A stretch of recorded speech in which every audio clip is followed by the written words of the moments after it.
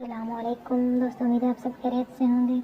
ہم صحیح بخاری کی حدیث پڑھ رہے ہیں۔ آج ہم پڑھ رہے ہیں عیدین میں اور مسلمانوں کے ساتھ دعا میں حائضہ عورتیں بھی شریک ہوں اور یہ عورتیں نماز کی جگہ سے ایک طرف ہو کر رہیں۔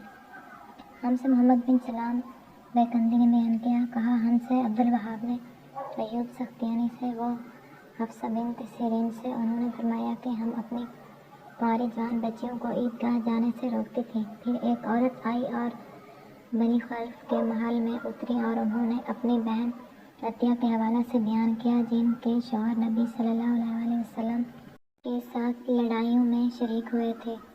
انہوں نے بیان کیا، ہم زخمیوں کی مرہم پٹی کیا کرتی تھی اور مریضوں کی خبر گیری بھی کرتی تھی۔ میری بہن نے ایک مرتبہ نبی صلی اللہ علیہ وسلم سے پوچھا کہ اگر ہم میں سے کسی کے پاس چادر نہ ہو تو کیا اس کے لیے اس میں کوئی حرج ہے کہ وہ عید کے لیے باہر نہ نکلے؟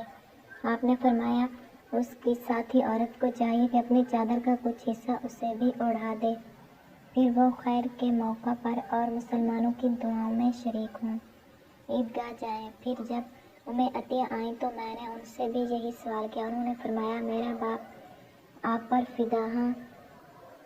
اس کا ذکر کرتی تو یہ ضرور فرماتی کہ میرا باپ آپ صلی اللہ علیہ وسلم پر فدا ہو۔ کہا، میں نے آپ کو یہ کہتے ہوئے سنا کہ جوان لڑکیاں، پردہ والیاں اور حائضہ عورتیں بھی باہر نکلیں اور مواقع خیر میں اور مسلمانوں کی دعاؤں میں شریک ہوں۔ حائضہ عورت جائے نماز سے دور رہے۔